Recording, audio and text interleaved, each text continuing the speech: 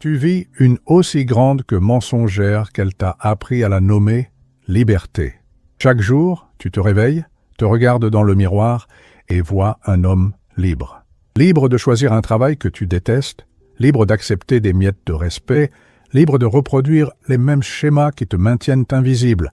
Mais Sartre le savait déjà. Il disait que l'homme est condamné à être libre, et tu as transformé cette condamnation en une plaisanterie de mauvais goût. Tu n'es pas libre lorsque tu fais un choix. Tu es libre lorsque tu sais pourquoi tu as choisi. Et la différence entre ces deux états est celle entre vivre et simplement exister. Entre être un homme et être un fantôme habillé en traversant une vie qu'il n'a pas construite. Ici, tu comprendras pourquoi ta liberté n'est qu'un mensonge et comment Sartre peut t'apprendre à vivre réellement, même si cela implique d'affronter tout ce que tu crois savoir sur toi-même. Raconte-moi dans les commentaires si tu as déjà réalisé que tu vivais en pilotage automatique. Je lis tous les messages. Et si cette vidéo peut toucher quelqu'un que tu connais et qui doit se réveiller à la réalité, partage-la maintenant. Parfois, c'est la poussée qu'il manquait. Tu vis dans un script invisible que tu prends pour ta personnalité. Te lever à la même heure, te plaindre des mêmes problèmes, choisir parmi les mêmes options limitées que quelqu'un t'a imposées. Tu t'es convaincu d'être maître de ta vie parce que tu peux choisir entre A ou B, mais tu n'as jamais questionné qui a créé ces options. L'homme moderne est devenu un expert en liberté factice. La liberté de consommer ce qui te vend, la liberté de travailler où l'on t'accepte, la liberté d'aimer ceux qui te tolèrent. Tu choisis la marque de la voiture, mais tu ne choisis pas si tu veux vivre dans une société qui te définit par ce que tu conduis. Tu choisis ta carrière, mais tu ne choisis pas si tu veux vivre dans une réalité où ta valeur d'homme dépend de ce que tu produis. Ta vie est devenue un menu préétabli, et tu en es fier de choisir ton plat sans réaliser que tu manges en prison. Pire encore, tu défends cette prison, parce qu'il est plus facile de faire semblant d'être libre que d'admettre que tu n'as jamais appris à remettre en question les barreaux qui t'entourent. Le diagnostic est simple et brutal, tu vis une vie empruntée en la qualifiant d'autonomie. Sartre a révolutionné la philosophie en affirmant que l'existence précède l'essence. Cela signifie que tu existes en premier, et ce n'est qu'ensuite que tu décides qui tu seras. Il n'existe pas une nature humaine fixe qui te définit. Il n'existe pas de scénario préétabli à suivre obligatoirement. Vous êtes libre de vous réinventer à chaque instant. Mais cette liberté peut être terrifiante. La majorité des personnes ne supportent pas cette responsabilité totale. Elles créent alors ce que Sartre nomme la mauvaise foi. Une auto-illusion sophistiquée qui permet d'obéir sans culpabilité. Vous affirmez « Je suis ainsi », comme si vous aviez été programmé dès la naissance. Je ne peux pas changer. C'est plus fort que moi. J'ai toujours été comme ça. Toutes ces phrases sont des mensonges que vous vous racontez pour échapper à la véritable liberté. Selon Sartre, lorsque vous agissez par mauvaise foi, vous faites semblant d'être une chose, comme une pierre ou un arbre, plutôt qu'un être humain libre. Vous vous transformez en un objet qui ne fait que réagir à son environnement, au lieu d'être un sujet qui crée sa réalité. Et le pire, c'est que vous le faites en toute conscience. Vous savez que vous vous mentez à vous-même, mais le mensonge est plus confortable que la vérité. La liberté sartrienne ne consiste pas à faire ce que vous souhaitez. Il s'agit d'assumer pleinement la responsabilité de vos choix, même lorsque ceux-ci ont été influencés par d'autres, même lorsque le monde entier a conspiré pour que vous optiez d'une certaine manière. Vous avez néanmoins choisi. Et ce choix vous définit plus que n'importe quelle circonstance extérieure. Je connais un homme qui a passé 10 ans à se plaindre du même emploi.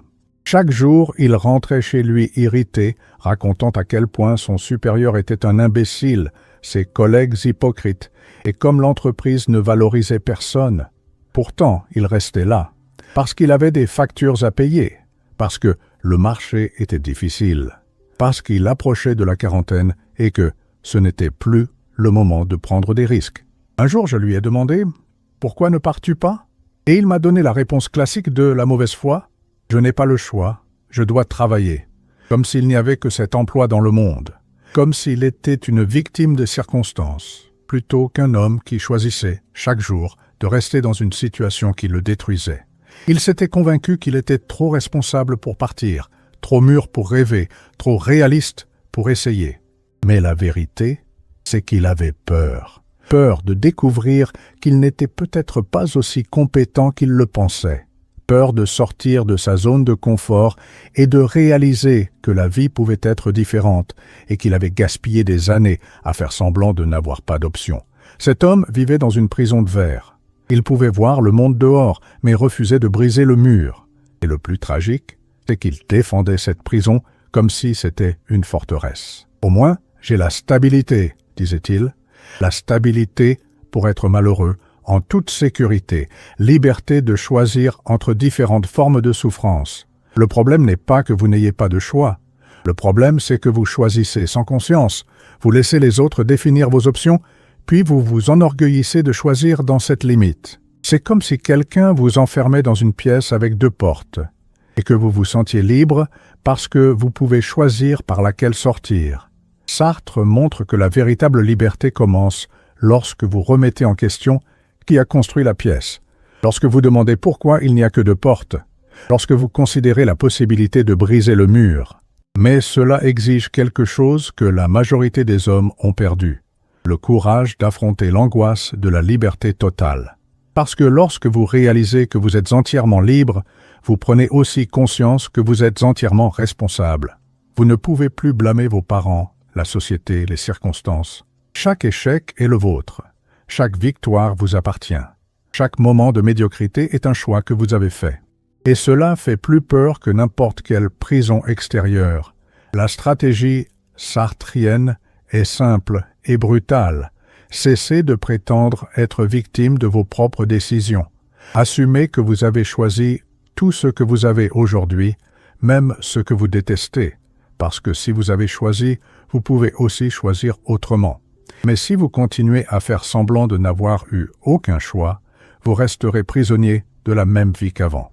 J'ai rencontré un autre homme qui, à 35 ans, a tout quitté.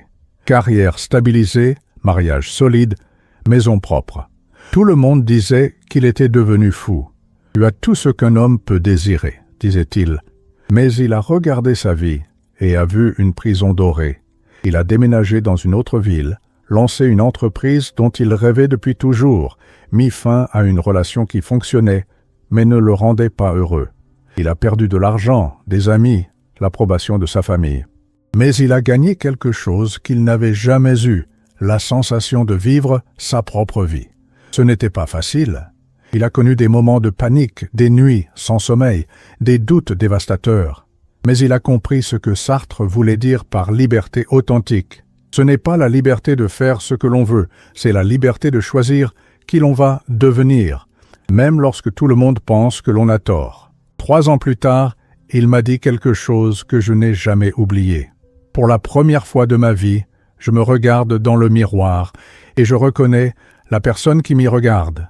Avant, je voyais un étranger portant mes vêtements. Voilà le pouvoir de la liberté sartrienne. Elle ne garantit pas le succès, elle ne garantit pas l'approbation, mais elle garantit l'authenticité.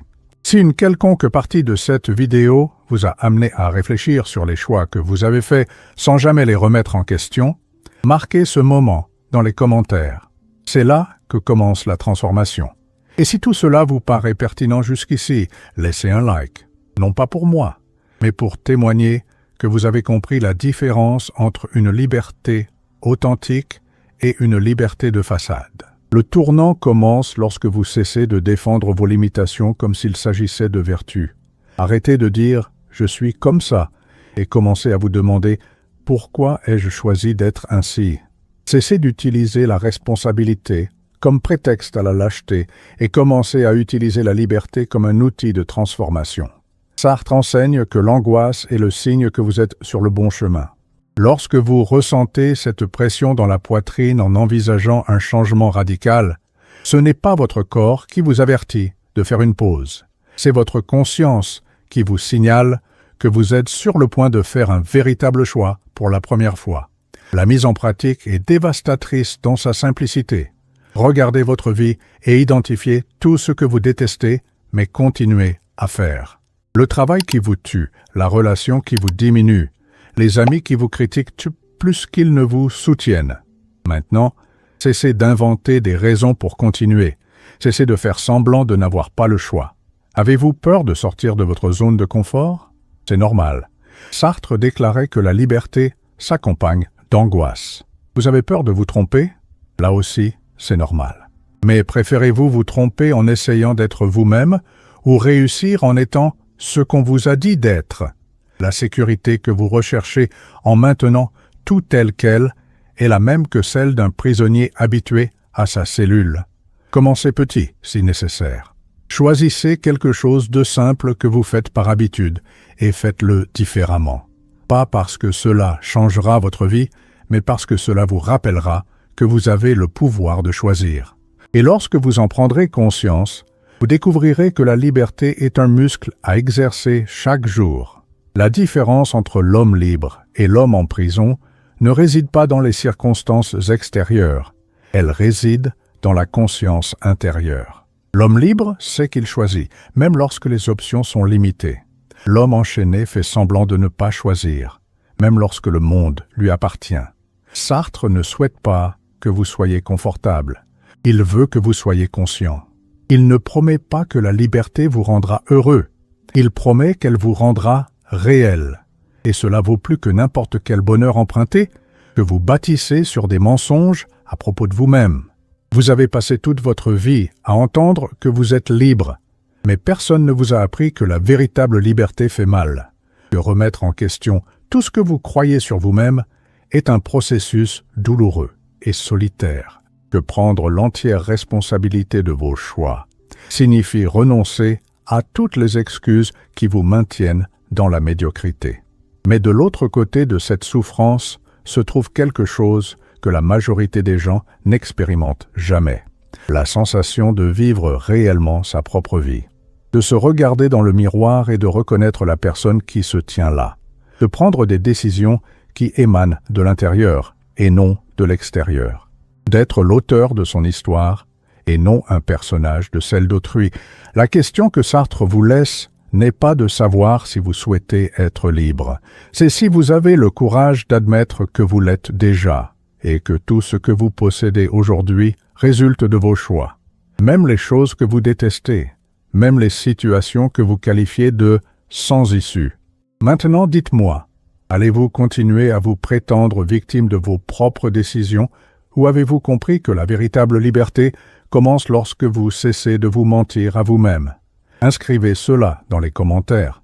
C'est votre contrat de rupture avec la mauvaise foi. Et si vous souhaitez continuer à entendre des vérités qui vont à l'encontre de tout ce qu'on vous a appris sur la liberté et la responsabilité, abonnez-vous.